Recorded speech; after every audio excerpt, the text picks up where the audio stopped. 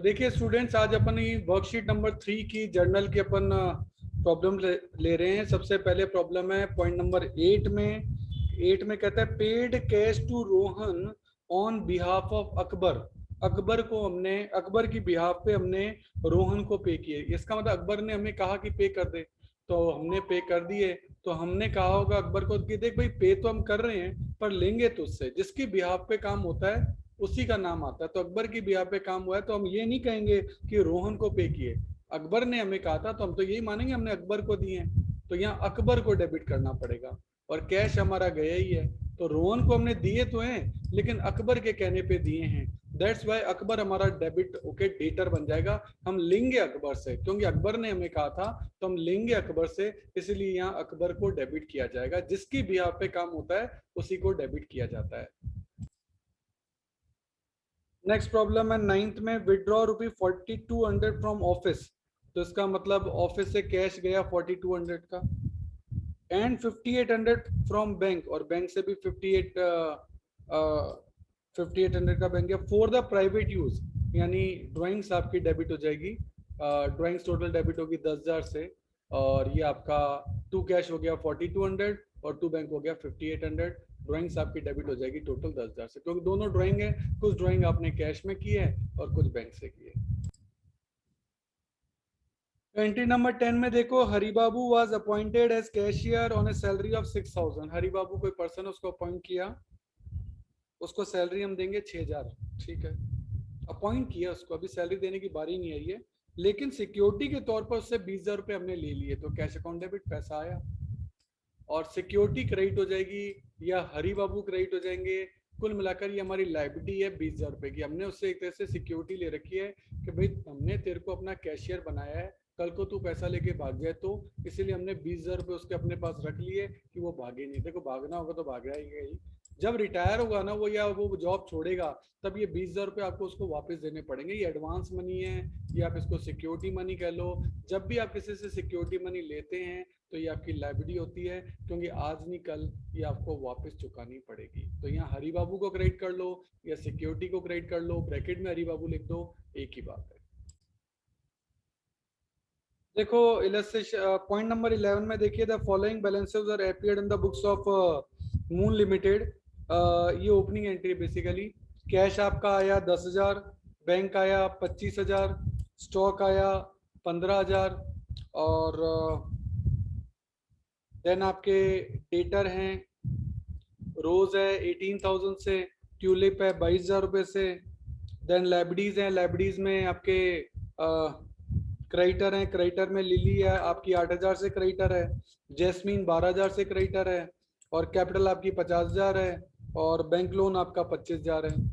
तो कुल मिलाकर ये चीजें आपकी हुई। अब आप डेबिट का टोटल करेंगे तो 25 और 10 35 और 15 50 50 और 22 72 एंड 18 है ना। तो ये आपका हो गया 90,000। और आप लाइब्रेरीज का टोटल करेंगे तो आएगा 95,000। तो इसका मतलब क्रेडिट साइड आपकी ज़्यादा आ रही है, क्रेडिट साइड आपकी ज़्यादा आ रही है 5,000 रुपये से। तो 95 माइनस 90 5,000 का डिफरेंस है, वो डेबिट साइड में कम है। तो वो डेबिट साइड में आपको गुडविल के थ्रू पूरा करना पड़ेगा। गुडविल आपकी आ जाएगी यहाँ 5,000। इससे दोनों साइडें जो हैं वो आपकी बराबर हो जाएंगी। तो डेबिट साइड जब भी कम पड़ती है तो गुडविल लिखते हैं, अगर क्रेडिट साइड कम पड़ती तो मैं यहाँ कैपिटल रिजर्व लिखता। That depends. नेक्स्ट एंट्री अपन ले रहे हैं 14 की। एक्चुअली ये 3-4 एंट्रीज जो है लिंक एंट्रीज है, इसलिए 14 से इसको स्टार्ट कर रहा हूँ। बॉट गुड्स फॉर ₹1,00,000 फ्रॉम गगन। तो परचेज किए तो परचेज टू गगन 1,00,000 रुपए, कुछ नहीं है। और supplied the goods purchase from Gagan for to Aakash for 130, और ये 1,00,000 की चीज 130 में आकाश को बेच दी तो आकाश टू सेल 130। प्रॉफिट कहीं नहीं लिखते गुड्स के मामले में, ये बात आपको पता है। 30,000 का आपने प्रॉफिट कमाया, 1,00,000 रुपए की चीज 1,30,000 रुपए में बेच दी तो 30,000 का आपने प्रॉफिट कमाया, ये बात आपको पता लग गई। यानी अगर कॉस्ट 100 है तो आप 30 रुपये का प्रॉफिट जोड़कर उसे 130 में बेच रहे हैं, 30 रुपये का प्रॉफिट कमा रहे हैं 100 के मेजरमेंट में। आकाश रिटर्न 30% ऑफ द गुड्स। तो 130 की सेल थी, उसका 30% होता है 39,000। तो 39,000 का सेल्स रिटर्न हो गया, sales return account debit to Akash. ठीक है। Goods return to Akash was return to Gagan. जो गगन आकाश से गुड्स वापस आई थी, हमने पहले आकाश को माल बेचा, वो हमारे पास रिटर्न आ गया, वो हमने कॉन्सिक्वेंटली गगन को रिटर्न कर दिया। अब गगन को जब वो रिटर्न करेंगे तो गगन की प्राइस पे करेंगे, क्योंकि गगन से तो हमने 1 लाख में खरीदा था, कॉस्ट पे खरीदा था। आकाश को हमने सेल पे बेचा है, रिटर्न भी सेल पे हुआ है, लेकिन अब जब गगन को रिटर्न करेंगे तो कॉस्ट पे करना पड़ेगा ना। तो हमें ये पता है कि ये 39,000 तो सेलिंग प्राइस है, और सेलिंग प्राइस जो आपकी बनती है वो बनती है 130, कॉस्ट तो इसमें 100 ही है, बाकी 30 तो प्रॉफिट है। तो इसको जो है वाली पंचलाइन से सॉल्व किया जा सकता है कि ये जो 39,000 है ये सेलिंग प्राइस है, इसको डिवाइड भी सेलिंग प्राइस से करना है, जो है उसको उससे डिवाइड करना है, तो ये डिवाइड बाय 130 होगा। ये 100 से भी डिवाइड नहीं कर सकते, ये 30 से भी डिवाइड नहीं कर सकते, इसको आप 130 से ही डिवाइड कर सकते हो, क्योंकि 39,000 सेलिंग प्राइस है तो नीचे सेलिंग प्राइस ही आएगी और सेलिंग प्राइस 130 है। तो इसको जनरल लैंग्वेज में कैसे बोलेंगे कि 39,000 जो है वो 130 है, तो बताओ 100 कितना होगा, तो वो निकलेगा 30,000। इसीलिए ये एंट्री 30,000 से की गई है।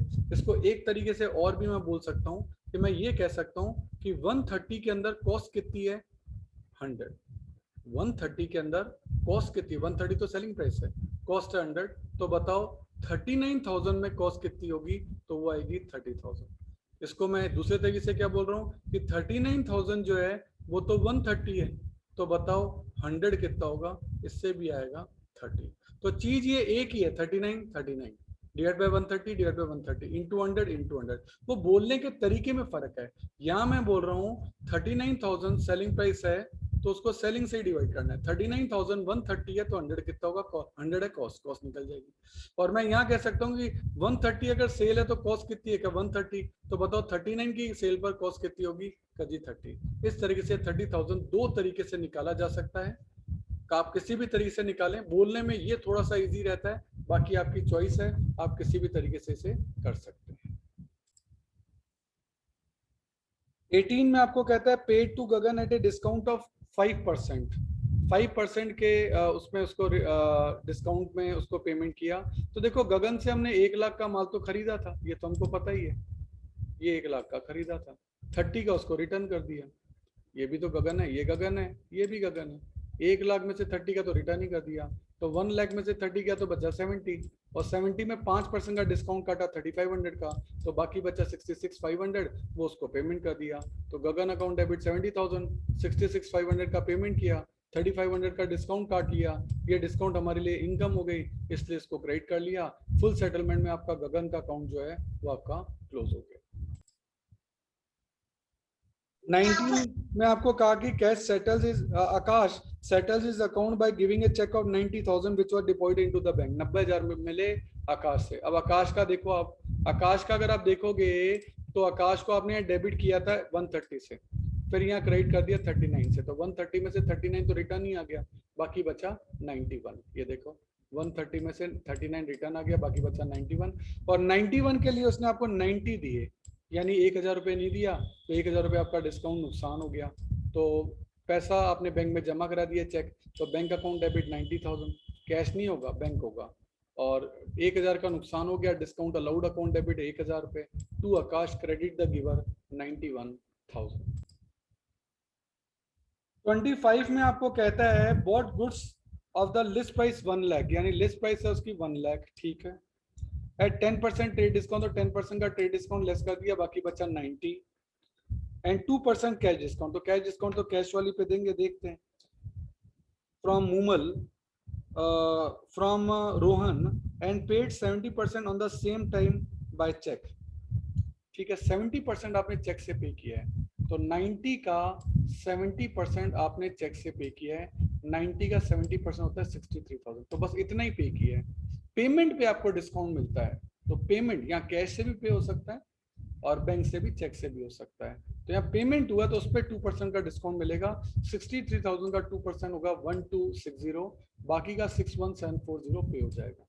तो आप देख सकते हो यहाँ 2 बैंक हुआ है, परचेज तो आपकी 90,000 और कैश में आपने पे किया है 61,740 और डिस्काउंट आपका 1260, और बाकी जो 70% पेमेंट हुआ तो इसका 30% का पेमेंट नहीं हुआ, तो वो क्रेडिट हो गया, उसमें रोहन का नाम आ जाएगा 27,000, तो यहाँ रोहन का नाम आ गया 27,000। तो इस तरीके से आपका ये ट्रांजेक्शन होगा। 26 में आपको क्या कहता है, वो भी इसी टाइप का ट्रांजेक्शन है। Bought goods of list price 40,000, तो लिस्ट प्राइस है 40,000, लेस 10% ट्रेड डिस्काउंट, तो ट्रेड डिस्काउंट लेस कर दिया, बाकी बचा 36,000। 2% cash discount from Moomal, 50% amount due is paid by cheque, तो 50% तो चेक से पे किया गया। 36,000 का 50% 18,000 और पे कर दिया गया, तो उस पर 2% डिस्काउंट कटेगा 360 का, पेमेंट होगा 17,640 का। ठीक है। 20% कैश में पे किया गया, तो ये भी पे किया गया, दोनों ही पे किए गए फिर तो ये भी। ये 20%, 36,000 का 20% होता है 7,200, और ये भी पे किया गया, तो इस पर 2% का डिस्काउंट कट गया 144 का, पेमेंट हुआ 7056 का।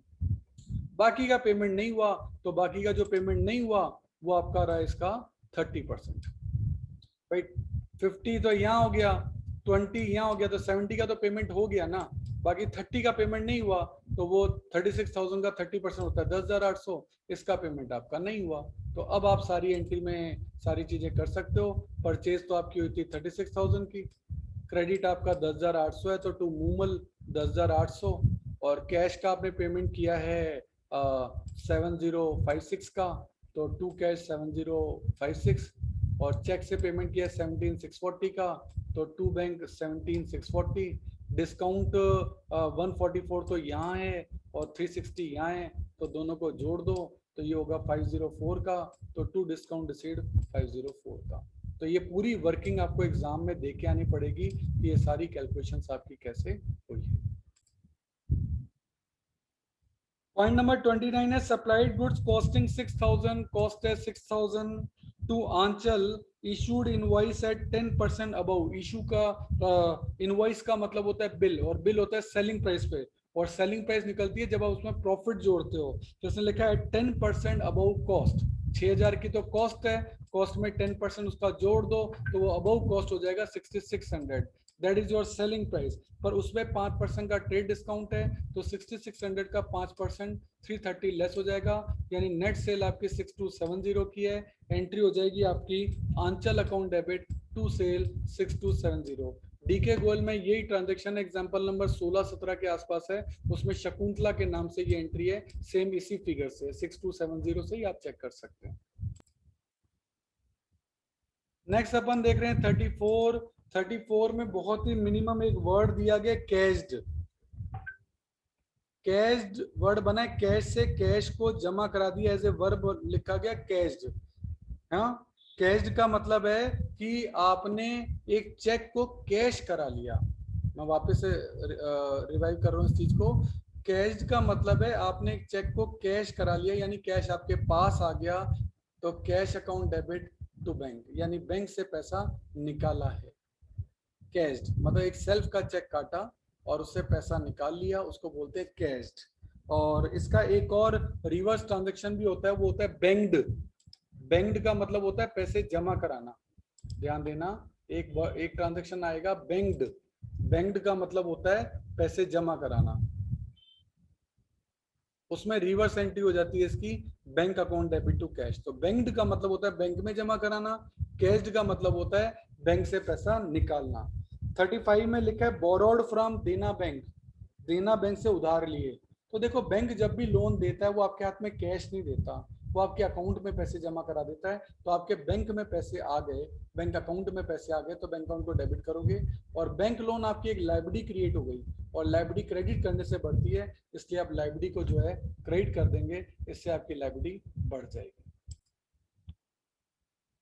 37 में लिखा है बैंक्ड। बैंक्ड का मतलब है बैंक में पैसे जमा कराना, बैंक में पैसा जमा कराने की एंट्री होती है bank account debit to cash.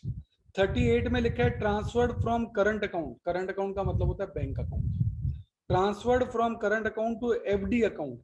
FD account में पैसे डलवाए, तो एफडी अकाउंट आपका बढ़ जाएगा, आपकी एसेट बढ़ गई, तो एफडी को तो डेबिट कर दो, और पैसा गया कहां से, आपके बैंक अकाउंट से, तो बैंक को क्रेडिट कर दो। तो इस तरीके से एफडी तो क्रिएट हो गई, आपकी एक एसेट बढ़ गई, और आपकी बैंक अकाउंट में से पैसा कम हो गया, तो उसको क्रेडिट व्हाट गोज आउट आप कर सकते हैं। नेक्स्ट प्रॉब्लम अपन ले रहे हैं 42 में, बैंक चार्ज 400 एज इंटरेस्ट। 400 का इंटरेस्ट चार्ज किया बैंक ने। तो ये आपके लिए खर्चा है, खर्चा डेबिट होगा, interest account debit. And 100 toward bank charges, और कोई, क्योंकि बैंक आपका कोई भी काम फ्री में थोड़ा ना करेगा, उस पर चार्जेस भी तो लेगा, वो भी आपका खर्चा है। तो बैंक चार्जेस अकाउंट डेबिट 100, तो दोनों ही खर्चे हैं, इसलिए आपके डेबिट हो गए। अब बैंक आपसे पैसा लेने घर थोड़ा ना आएगा, आपका अकाउंट उसके पास ही तो है, तो वो आपके अकाउंट में से पैसा निकाल लेगा, आपके बैंक से पैसा चला जाएगा, क्रेडिट व्हाट गोज आउट, तो यहाँ लिखा जाएगा टू बैंक। इस तरीके से ये एंट्री होगी। देखो एक तो मैं आपको बात बता दूं कि अगर किसी भी परसेंटेज के आगे पर एनम लिखा हो तो वहां मंथ का ध्यान रखना है, और अगर पर एनम नहीं लिखा हो, क्रॉस लगा हुआ है, तो मंथ का ध्यान नहीं रखना है। ये रूल कभी आपके हो सकता है काम आ जाए इंटरेस्ट की कैलकुलेशन में, इंटरेस्ट ऑन कैपिटल लगाना है 9 मंथ के लिए, तो अगर वो 10% की रेट दे रखी है और उसके आगे पर एनम लिखा हुआ है, मतलब जैसे आपको इंटरेस्ट की कैलकुलेशन करनी है, 1 लाख की कैपिटल है और 9 मंथ के लिए निकालना है, अगर 10% पर एनम लिखा हुआ है तो आप 9 मंथ का ध्यान रखेंगे, और अगर केवल 10% लिखा हुआ है तो आप मंथ का ध्यान नहीं रखेंगे। यानी इस कैलकुलेशन को आप जब करेंगे तो आप यहाँ लिखेंगे 1 लाख का 10% 9 मंथ के लिए, क्योंकि यहाँ मंथ का ध्यान रखना है, यहाँ मंथ का ध्यान रखना है। लेकिन अगर पर एनम नहीं दे रखा, केवल 10% दे रखा है, तो आप कैलकुलेशन कैसे करेंगे? 1 लाख का 10%, और मंथ का ध्यान रखना नहीं है, तो मंथ आप लिखोगे ही नहीं, तो इसकी कैलकुलेशन ऐसे होगी। तो अगर कहीं ये वर्ड आए तो ध्यान रखना वहाँ 10% लिखा है या 10% पर एनम लिखा है, इसका ध्यान रखिएगा। अब ये चीजें हैं तो कभी काम आ जाएं, बस आपको ध्यान रखना कि यार सर ने ऐसा बताया है, तो ये कैलकुलेशन पूछी जा सकती है। 48 देखें, purchase a camel 30,000 and carriage of 1,000 for delivering goods to customer. ठीक है, तो इसका मतलब आपने एक लाइव स्टॉक खरीदा, कैमल को लाइव स्टॉक कहते हैं, हॉर्स है, कैमल है, खरीदा, तो livestock account debit to cash, और कुल मिलाकर ये आपको 31,000 रुपये का पड़ा। ठीक है जी, कैमल 31,000 रुपये का पड़ा। 49 में कहता है कि ये कैमल जो है वो उसकी डेथ हो गई, और उसके कैरकेसेस, कैरकेसेस का मतलब उसका कंकाल, उसका चमड़ा हमने बेच दिया, और वो बेचा 4,000 रुपये में, तो cash account debit 4,000। Live stock आपका आया 31 था, क्रेडिट व्हाट गोज आउट भी 31 ही लिखना पड़ेगा। पर एक बात बताओ कि 31 की चीज 4,000 में बेच दी तो आपको 27,000 रुपये का नुकसान हो गया, क्योंकि आपने कम में बेची। 31 की चीज 4 में बेची तो आपको 27 का नुकसान हुआ। एसेट्स को बेचने पे जो नुकसान होता है उसके लिए आप प्रॉफिट एंड लॉस अकाउंट को डेबिट करते हो, पी एंड एल अकाउंट बोलते हैं इसको, प्रॉफिट एंड लॉस या पी एंड एल। ये केवल एसेट्स को बेचने पे जनरेट होता है अकाउंट, अगर लॉस होता है तो यही अकाउंट डेबिट हो जाता है, अगर प्रॉफिट हो जाता तो यही अकाउंट को मैं क्रेडिट कर देता to profit and loss account, क्योंकि debit all expenses credit all income उस पॉइंट ऑफ व्यू से। खैर यहाँ लॉस हुआ तो ये पी एंड एल यहाँ तो नहीं आ सकता, यहाँ आएगा, तो लॉस हुआ आपको 27,000 का, बैलेंसिंग फिगर में ये फिगर आपका निकला है।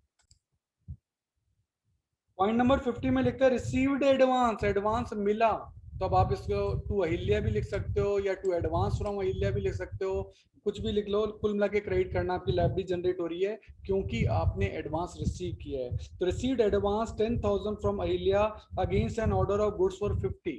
पर देखो ऑर्डर की तो कोई एंट्री होती नहीं, उसने ऑर्डर दिया 50 का, हमको तो मनी का फ्लो देखना है, मनी का फ्लो या गुड्स का फ्लो, तो मनी का फ्लो तो 10,000 का ही हुआ है, 10,000 अहिल्या हमारी क्रेडिटर बन गई, कैश आया है, debit what comes in, Ahilya हमारी क्रेडिटर बन गई, और किसी भी पर्सनल अकाउंट को क्रेडिट करते हैं तो वो हमारा क्रेडिटर बन जाता है।